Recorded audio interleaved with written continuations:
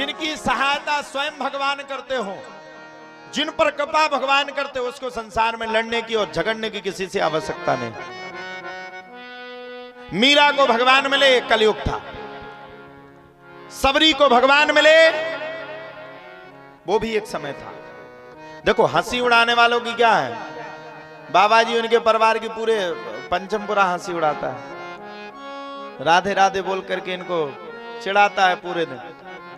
चिढ़ाने वालों का क्या है, चिढ़ाते ही रहेंगे, उनका काम तो वही है ना, उसी में मजा लेते हो। शुरुआत में जब हम कथावाचक बने थे, जब हमारे गांव के हमें चेटा उठते थे। अब अगर हम उनकी चिढ़ में पड़ करके अपने कार्य को करना ना शुरू करते, अपने कार्य को अलग तरीके से छोड़ देते, तो कैसे आगे जा सकते थे।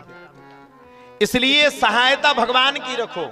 भगवान आज भी कलयुग में भी भगवान है। रामचरितमानस में बाबा गोस्वामी तुलसीदास ने लिख करके कहा है, कलयुग केवल नाम आधारा, सुमिर सुमिर नर उत नहीं पारा। बाकी के युगों में तो साल भर बैठो, तपस्या करो, प्रतीक्षा करो, जब जाकर के भगवान दर्शन देते थे।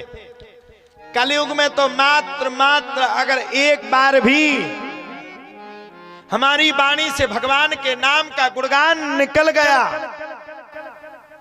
तो जीवन का कल्याण हो जाएगा। तो अब ज्यादा कथा तो आज नहीं सुना पाएंगे, लेकिन एक छोटी सी कथा आप सबको सुना देते। धुंधकारी चरित्र, छोटा सा चरित्र आप सबको सुना देते। भागवत में वर्णन आया, तुंगभद्रा नदी के पास एक आनंद नाम का तट था। आनंद नाम के तट के पास एक उत्तम नामक नगर था।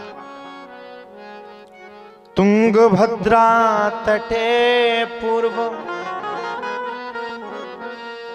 मभूत्पत्तन मोत्तमम यत्र वर्णा स्वधर्मेण सत्य सत्कर्म तत्परः। तुंगभद्रा नदी के पास एक आनंद नाम का तट था। आनंद नाम के तट के पास एक उत्तम नामक नगर था। उत्तम नामक नगर में बड़े बड़े वैष्णव ब्राह्मण रहा करते थे। उसी नगर में एक पंडित जी रहा करते थे, जिनका नाम था पंडित आत्मदेव शास्त्री। शास्त्री जी के पास कोई कमी नहीं, ना धन की, ना धान की, ना संपत्ति की, कोई कमी नहीं। राम की कृपा से सब कुछ था, बढ़िया कथावाचक थे, अच्छी कथा करते थे। बस पंडित जी के घर में एक कमी थी, क्या? संतान की। वो गृहस्थी किस काम का, जिसके जीवन में मैं नहीं, मतलब संतान नहीं। और वो संत किस काम का, जिसके जीवन में भजन नहीं। अब मौका देखा, वो माला टालने लगा कि यजमान पैसा देते, वो संत थोड़ी है। ऐसे तो कई घूम रहे, पाखंड नेता संतो व्रक्तो सा परिग्रहा। अभी चित्रकूट से एक संत जी को एक पुलिस ने पकड़ा। पता चला ये संत जी नहीं थे, गांव में मर्डर करके आए थे, 20 साल से फरार थे, पुलिस टांग के ले गई। ले तो साधु के भेष में भी कई पाखंडी घूम रहे हैं। हर किसी को साधु मानने की आवश्यकता नहीं है। पंडित जी के घर में कोई कमी नहीं, ना धन की, ना धान्य की, ना संपत्ति की, ना कोई कमी नहीं। पंडित जी के घर में साफ था। एक ही कमी थी, क्या? संतान की। अब कुल का कोई वाहक ना हो तो भाई कष्ट तो होता है। पंडित जी के घर में एक ही कमी थी, संतान की। अब मोहल्ला वालों को तो जानते हो आप, घर में कुछ ना हो तो लोग चिढ़ाने लगते हैं। मोहल्ला वालों ने चिढ़ाना शुरू कर दिया, अरे पंडित जी तुम्हारे घर में तो कोई संतान नहीं है। एक गाय थी सो वो भी मांझ निकली, क्या करें, बड़ी समस्या। पंडित जी बड़े चिंतित हो गए। एक दिन तो पंडित जी ने मन में फैसला किया, जब कुछ है ही नहीं, संतान ही नहीं है, कुछ भी नहीं है, तो एक काम कर लेते, जंगल में जाकर के मर जाएंगे। अब जीने क्यों, किस बात का जीना। पंडित जी बैठे थे जंगल में। अब जंगल में तो साधु संत रहते हैं। पंडित जी जैसे ही जंगल में थे तो संत जी निकल पड़े। अब जैसे ही संत जी निकले सो उन्होंने सोचा कि अब जंगल में को जात, घरवाई से आदमी लरस तो चबूतरा पे रोग, जंगल में तो बेरोजी का भगवान को भजन करने, दिमाग खराब। संत जी ने मन में विचार किया, हो ना हो ये भजन करने के लिए आया है, कोई भजनानंदी संत है। संत जी पहुंच गए। अब जैसे ही संत जी पहुंचे, संत जी ने पूछा, क्यों भैया क्या परेशानी है? आत्मदेव शास्त्री ने कहा, महाराज घर में सब कुछ है लेकिन संतान नहीं है, जिसके कारण से परेशान हूं। पंडित जी बोले, चिंता मत करो, ध्यान लगा करके देखता हूं। पंडित जी ने ध्यान लगा करके देखा, सो सब और गड़बड़। बोले, भैया तुम्हारे भाग्य में तो एक जन्म नहीं 7 जन्म तक कोई संतान नहीं। अब तो भी मरते कल, अब मरन लगे आज। संत जी ने पूछा, अब क्यों मर रहे? बोले, अब तो मरना पड़ेगा, अभी जब तो जाकर के 7 जन्म लेंगे। अब अगर सामने ब्राह्मण मर जाए तो ब्रह्म हत्या लगे। संत जी ने रोका, भैया मैंने क्या पाप किया, क्यों मर रहे हो? बोले, नहीं अब नहीं जिएंगे, जीना ही नहीं। संत जी ने तत्कालिक स्थिति परिस्थिति में, अब देखो, हानि लाभ जीवन मरण जस अपजस विधि हाथ। रामचरितमानस कह रहा है, कोई ना किसी को सुखी कर सकता है, ना कोई किसी को दुखी कर सकता है। आपका एक कर्म ऐसा है जो आपको दुखी भी कर सकता है, वो आपको सुखी भी कर सकता है। संत जी ने नकारो फल, बोले जाओ अपनी पंडिताइन जी को दे देना, वो इस फल को पालेंगी, और जब पंडिताइन जी इस फल को पालेंगी तो आपके भगवान ने चाहा तो एक संतान हो जाएगी। लेकिन शर्त एक है, पंडिताइन जी झूठ नहीं बोलेंगी। अब घरवाई तो बड़ी खतरनाक थी, पंडित जी को ना हो तो आत्मदेव, घरवाई को ना हो तो धुंधली। जब तक वह झाड़ू लगाओ तुम्हें 2-4 की ठटरी न मारे, जो रोक मजा नहीं आओ तो। पंडिताइन वो सीधी थी नहीं, बड़ी समस्या। पंडिताइन ने सोचा पंडित जी 10-15 दिन में आए, जैसे अब हम अपने घर जाएं तो हमारे घर से भी सोते होंगे, उनका विचार है कुछ ना कुछ लाएंगे। पंडिताइन बड़ी खुश, कछु ना कछु तो ले आए होंगे। कुछ नहीं मिला, दिल दुखी हो गया, संपर्क कर करके परेशान हो गए, कुछ भी नहीं हुआ। अब जैसे ही फल को निकाला, पंडित जी लाए, घरवाली तो बड़ी खतरनाक, धुंधली नाम था। घरवाली ने देखो है 9 लखा हार की जगह जो तो फल ले आओ।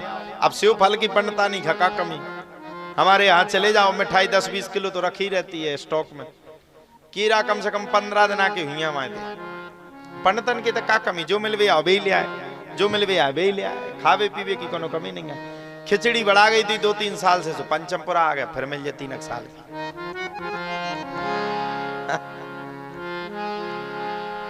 तो अब पंडिताइन इस पे खुश नहीं थी। अब जब घर ही में रखो सामान, अब हमारे तो 10 किलो मिठाई धरी, मान लो धारण, अब कोई मिठाई लाए तो कोई प्रसन्नता थोड़ी है,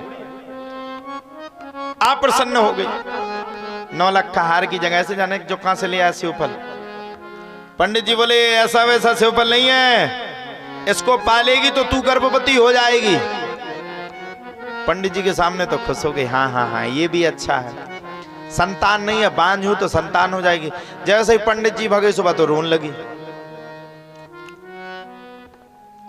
बताओ अब संतान का बोझ कौन रखेगा, कौन 9 महीने तक पेट में रखेगा? कौन सुखदेव बाबा जैसे 12 साल लो रहे तो मर गए बिना मौत के, मैं नहीं रखूंगी। बड़ी समस्या, क्या करें क्या करें क्या करें क्या करें। इतने में बहन आ गई। कलयुग की सच्ची दुश्मन बहन की बहन ही होती है। जिनका कतपन में मौसी पूतना खची ना, वैसे ही मौसी है आजकल बहन बहन, एक दूसरे, हर बहन खराब भी नहीं होती। बड़ी समस्या, बड़ा कारण परेशानी। बहन आई सो बहन से पूछा, बहन अब तू ही बता, अब कोई उपाय तो बताए। पता है मेरे पति तो पागल हो गया, किसी से सेवफल लेकर के आ गया, सेवफल के फल को पाना चाहता है। अब बताओ, अगर मैंने सेवफल के फल को पाया और मैं गर्भवती हो गई तो मेरे घर को कौन रखेगी? पड़ोसन सब ले जाएगी। बहन के गर्भ में बेटा था, बोले एक काम कर, तू गर्भवती होने का नौटंकी शुरू कर दे, 9 महीने के बाद मेरा बेटा होगा, मैं तुझे दे दूंगी, तेरे पास धन है, तू धन मुझे दे देना, बेटा मुझसे ले लेना। बोले ये ठीक कहा। अब इसका क्या करें, सेब के फल का? बोले एक काम कर, ये सेब का फल जाकर के गाय को खिला दे। गाय को खिलाने से क्या मिलेगा? अरे महाराज, गाय भी तो तेरी बांझ है। अगर गाय ने अगर बछड़े को जन्म दे दिया तो समझ लेना कि पंडित जी का दिया हुआ प्रसाद बिल्कुल सही है। शुरू हो गई नौटंकी, गाय को फल खिला दिया, खुद गर्भवती होने का नाटक धुंधली ने शुरू कर दिया। जब धुंधली ने खुद गर्भवती होने का नाटक नौटंकी प्रारंभ कर दी, तब तो प्यारे कहा जाता है धुंधली देवी ने 9 महीने जैसे ही हुए और धुंधली के बहन का जैसे पुत्र हुआ, उसने आकर के धुंधली को दे दिया। धुंधली ने सारे नगर में शोर कर दिया, मुझे पुत्र हुआ, मुझे पुत्र हुआ, मुझे पुत्र हुआ, मुझे पुत्र हुआ।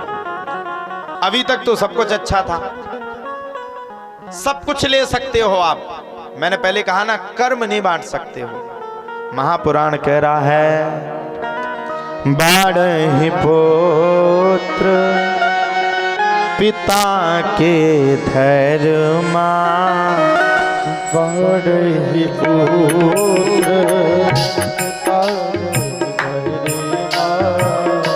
खेती उपजे अपने कर्मा,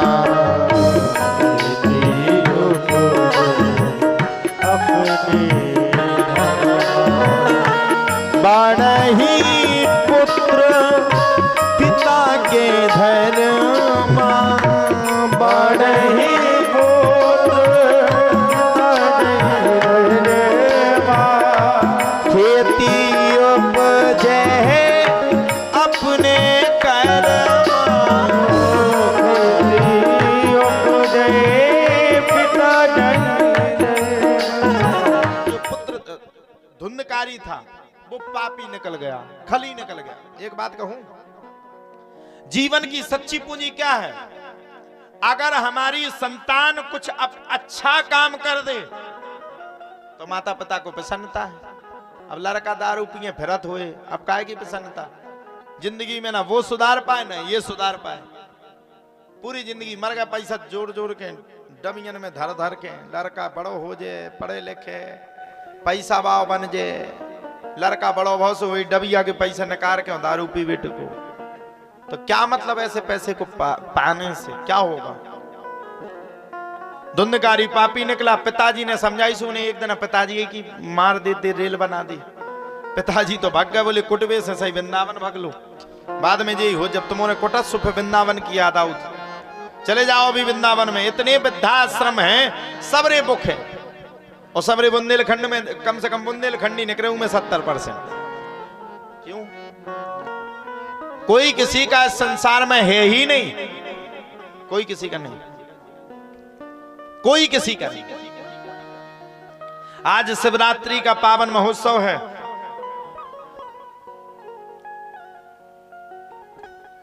मैं भी 21 बेटियों का विवाह कर रहा हूं। जब उन बेटियों के घर पे जाओ ना, जब जाकर के निरीक्षण करो ना, तब निरीक्षण के समय में दिल दुखता है, आत्मा फटती है। कोई किसी का नहीं। अभी एक बिटिया तो ऐसी थी, अभी हम लोग गए थे निरीक्षण करने, पिताजी कैंसर से देहांत हो गया। बच्ची की उम्र 23 साल है। 6 महीना पहले पिताजी खत्म हो गए। यहीं कहीं आसपास की है, हम तो नहीं गए, टीम गई थी। और बिटिया की मां किसी दूसरे जगह जाकर के विवाह कर ली, बेटी को छोड़ करके भाग गई। ये है कलयुग। जब जिस दिन निरीक्षण करने वाले गए तो उसके घर में आटा भी नहीं था, विवाह कैसे होगा? तो ये कलयुग है। कलयुग में कोई किसी का नहीं है। कब संबंध किसके साथ तय हो, कब कौन किसको भगा ले जाए, कोई पता है? कलयुग की चरम सीमा ही यही है। धुंधली भी अद्भुत तरीके के साथ परेशान हो गई। और जब धुंधली परेशान हो गई तब तो प्यारे कहा जाता है, धुंधली के परेशान होने के बाद पुत्र ने धुंधली को भी मार दिया। और अंत में मां ने कुएं में जाकर के अपने प्राणों का परित्याग कर दिया। क्या करें? पुत्र जो बर्बाद है। अब घर तो नरक है ना, 5-5 वेश्याओं को घर में रख लिया। अब आजकल का आदमी का इतना ही सोच है, हाड़ मास के शरीर में जीवन बिताना चाहता है। वेश्याओं को घर में रखा और 5-5 वेश्याओं को जब घर में रखा, अब वेश्या तो वेश्या बाकुन घर आई आएगी, हर बात पे तैयार हो जाए, कमाने के लिए गए। और जब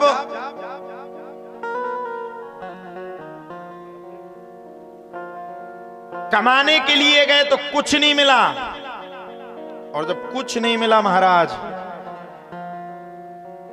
तब तो प्यारे कहा जाता है कुछ ना मिलने के कारणवश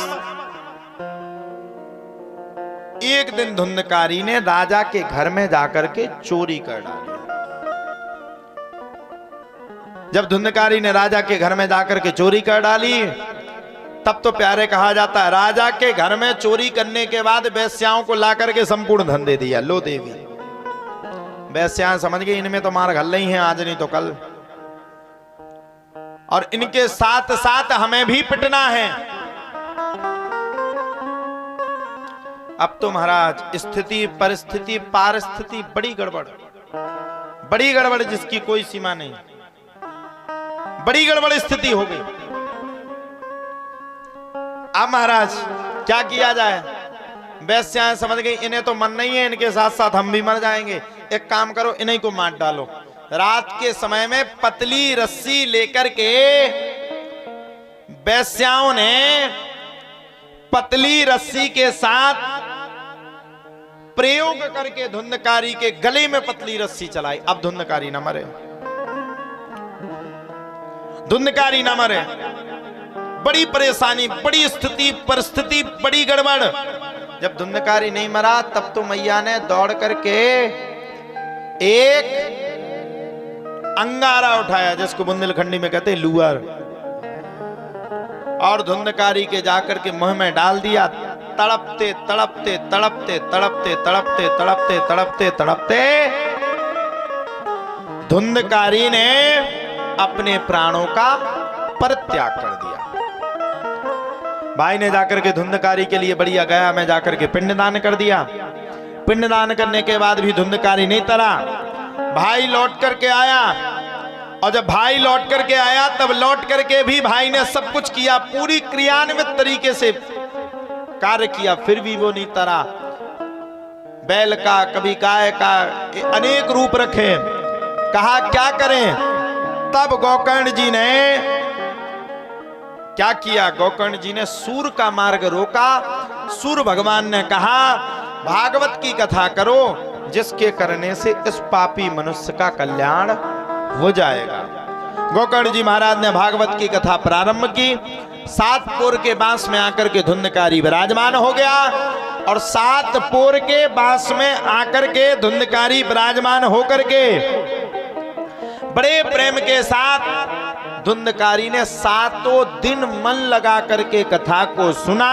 और जब 7वां दिन पूर्ण हुआ, तब बांस अपने आप फट गया, गांठ अपने आप फट गई, और धुंधकारी चतुर्भुज रूप में प्रकट हो गया, और भगवान श्री नारायण के दास धुंधकारी को लेने के लिए आ गए। इसको कहते भागवत। सबरे गांव वाले थे, पंचमपुरा वाले थे, सबरे खड़े हो गए, वाह हम भी तो मरे जा रहा है 7 साल से कथा सुन सुन करके, धुंधकारी क्यों तरेगा, हम सब क्यों नहीं तरेंगे?